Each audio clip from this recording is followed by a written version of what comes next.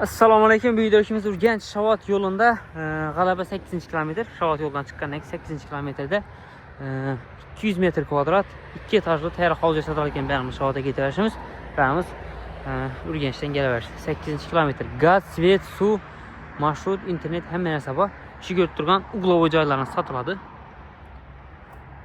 10-20 200 kvadrat joy. Polni remontdan chiqib tayyor bo'lib turibdi. Ulu yo'lun üstünde başlay.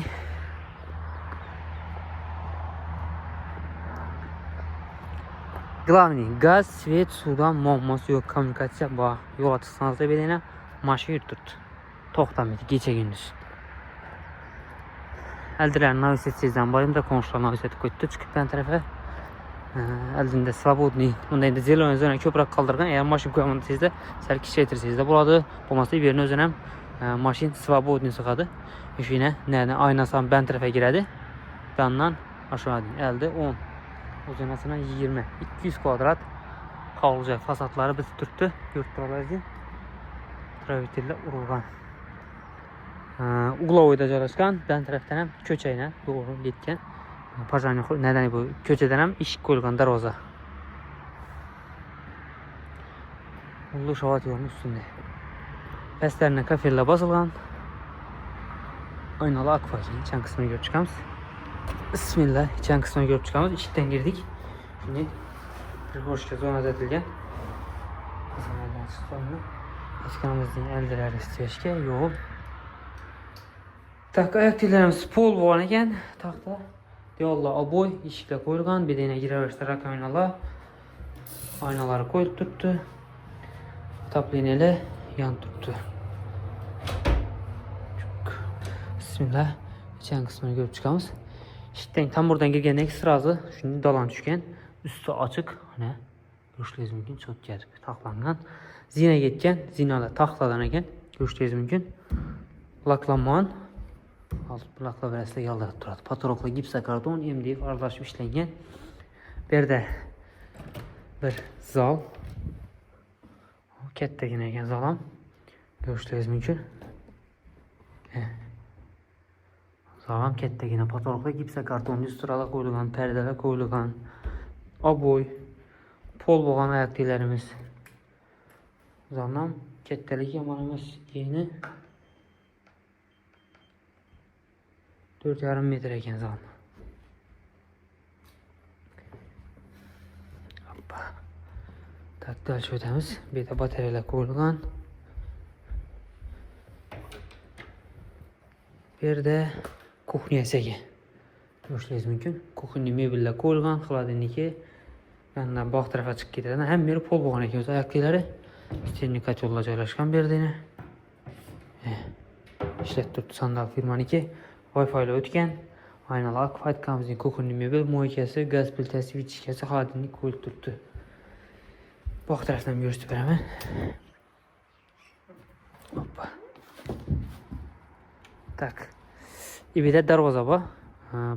Yan baştaki köçeden gitseydi var. İbide bir kladovçeli mene sakko tekerle. Birle steşki etilgen poğun üstten menü steşki ettirip durar. Gaz çölçükler arkada teken.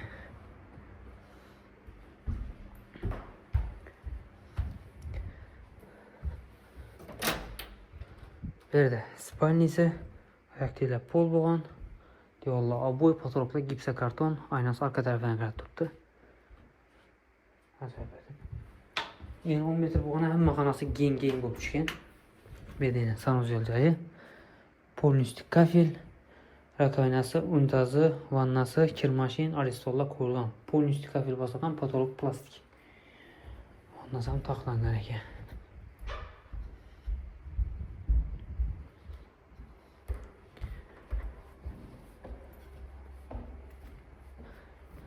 Üstüranam ulusunu nasıl koyup durar.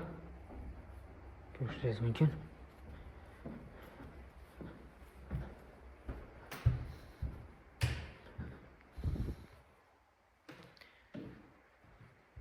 Bir de bir spalni. Yanda yine bir spalni var. Koşunda ditski spalni burada. Yanda kettena spalnisi. Bir de zal. Sandıkça koyulman ekan. Beringiz alg'a shuvlagan. Ölçep aytaman. 4,5.